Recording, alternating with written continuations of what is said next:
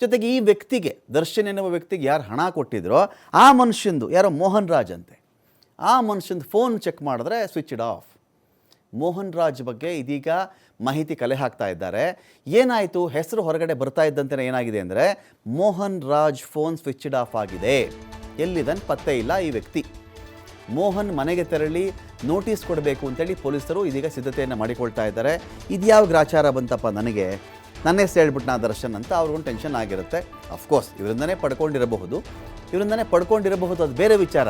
ಈಗ ಮೋಹನ್ ರಾಜ್ ಲೆಕ್ಕ ಕೊಡಬೇಕಲ್ಲ, ದರ್ಶನ್ದಾಯಿತು, ಹೌದು ಸ್ವಾಮಿ ಕೊಟ್ಟರು ಮೋಹನ್ ರಾಜ್ ಅಂದ್ಬಿಡ್ತಾರೆ, ಒಂದೇ ಮಾತು ಮುಗಿದು ಹೋಯಿತು. ಸಾಲ ತೊಗೊಂಡಿದ್ದೆ ಸ್ವಾಮಿ ಅಂದರೆ ಮುಗೀತು. ಸಾಲ ಕೊಟ್ಟಿದ್ರು ನನಗೆ ಮೋಹನ್ ರಾಜ್ ಅಂದರೆ ಅಲ್ಲಿಗೆ ಫಿನಿಶ್. ಮೋಹನ್ ರಾಜ್ ಬಾರಪ್ಪ ಇಲ್ಲಿ, ಏನಪ್ಪ 40 ಲಕ್ಷ ಕ್ಯಾಶಲ್ಲಿ ಸಾಲ ಕೊಡೋಷ್ಟು ವ್ಯವಹಾರ ಮಾಡ್ತಿದ್ದೇನಪ್ಪ ನೀನು, ಏನಪ್ಪ ನಿಂದು ಬಿಸ್ನೆಸ್ಸು ದಂಧೆ ಯಾವ್ದು ಮಾಡ್ತಿರೋದು ನೀನು, ಯಾವ ಬಿಸ್ನೆಸ್ಸಲ್ಲಿದ್ದೀಯ ನೀನು, ಪ್ರೊಡ್ಯೂಸರಾ ಅಥವಾ ಏನಾದರೂ ವ್ಯವಹಾರಸ್ಥಾನ, ವ್ಯಾಪಾರಸ್ಥಾನ, ಇಲ್ಲ ಫಿನಾನ್ಷಿಯರ ನೀನು, ಏನು ನಿನ್ನ ಕಥೆ, ನಿನಗೆಲ್ಲಿ ಬಂತು ಹಣ ಅಂತ ಇಟ್ಕೊಳ್ತಾರೆ. ಆಗ ಮೋಹನ್ ರಾಜ್ ಆದರೂ ಬಾಯಿ ಬಿಡಲೇಬೇಕು, ಇಲ್ಲ ಕೊಟ್ಟೆ ಅನ್ನಬೇಕು, ಇಲ್ಲ ಕೊಟ್ಟಿಲ್ಲ ಅನ್ನಬೇಕು. ಕೊಟ್ಟಿಲ್ಲ ಅಂತ ಹೇಳಿದಾಗ ದರ್ಶನ್ಗೆ ಮತ್ತೆ ಶುರುವಾಗುತ್ತೆ, ಮೋಹನ್ ರಾಜ್ ಕೊಟ್ಟಿಲ್ವಂತಲ್ಲಪ್ಪ, ನೀನು ಯಾಕಪ್ಪ ಸುಳ್ಳು ಹೇಳ್ತಾ ಇದೆಯಾ ಇಲ್ಲಿ, ಏನು ನಿಮ್ಮ ಕಥೆಗಳು, ಏನು ಆಟ ಆಡ್ತಾ ಇದ್ದಾರೆ ಇಬ್ಬರೂ ಅಂತ. ಮೋಹನ್ ಮನೆಗೆ ತೆರಳಿ ನೋಟಿಸನ್ನು ಕೊಡಬೇಕು ಅಂತೇಳಿ ಪೊಲೀಸರು ರೆಡಿ ಆಗ್ತಾ ಇದ್ದಾರೆ.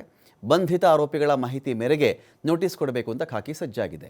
ಇನ್ನು ಮೋಹನ್ ರಾಜ್ ಹಿನ್ನೆಲೆ ಚೆಕ್ ಮಾಡಿಕೊಂಡಾಗ ನಟ ದರ್ಶನ್ಗೆ ಮೋಹನ್ ರಾಜ್ ಸ್ನೇಹಿತ ಅಂತೆ, ಫ್ರೆಂಡು, ಶಾಸಕರೊಬ್ಬರ ಆಪ್ತ ಕೂಡ ಹೌದು. ಯಾರು? ಮೋಹನ್ ರಾಜ್.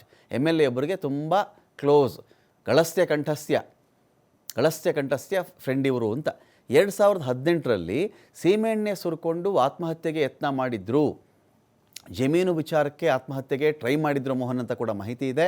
ಬೊಮ್ಮನಹಳ್ಳಿ ಸಮೀಪದ ಫಾರ್ಮ್ ಹೌಸ್ನಲ್ಲಿ ಸೂಸೈಡ್ಗೆ ಯತ್ನಿಸಿದ್ರು.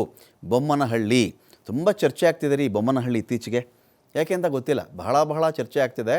ಬೊಮ್ಮನಹಳ್ಳಿ ಸುತ್ತಮುತ್ತ ಒಂದಷ್ಟು ವಿಷಯಗಳು ಗಿರ್ಕಿ ಹೊಡಿತಾ ಇದೆ, ಬರುತ್ತೆ, ಇವತ್ತಲ್ಲ ನಾಳೆ ಬರುತ್ತೆ.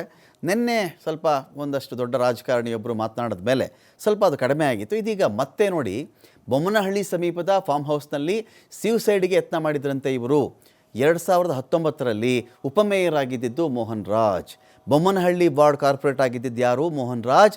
ಇದೀಗ ಮೋಹನ್ ರಾಜ್ಗೆ ದರ್ಶನ್ ಉರುಳು, ನನ್ನ ಕೊರಳಿಗೆ ಸುತ್ತಕೊಳ್ಳೋದು ಬೇಡ, ನಿಮ್ಮ ಕೊರಳಿಗೂ ಸ್ವಲ್ಪ ಇರಲಿ ಅಂಥೇಳಿ ಸುತ್ತುತ್ತಾ ಇರಬಹುದಾ ಗೊತ್ತಿಲ್ಲ. ಸಾಲ ಕೇಳಿದ್ದೆ ಸ್ವಾಮಿ, ಕೊಟ್ಟಿದ್ದಾರೆ, ಅವ್ರು ಕೊಟ್ಟರು, ನಾನು ಇಟ್ಕೊಂಡಿದ್ದೀನಿ ಸ್ವಾಮಿ, ಈಗ ನೀವು ಎಲ್ಲಿ ಬಂತು, ಯಾಕೆ ಬಂತು ಅಂದರೆ ಮೋಹನ್ ರಾಜನ್ ಕೇಳ್ಕೊಳ್ಳಿ ನೀವು.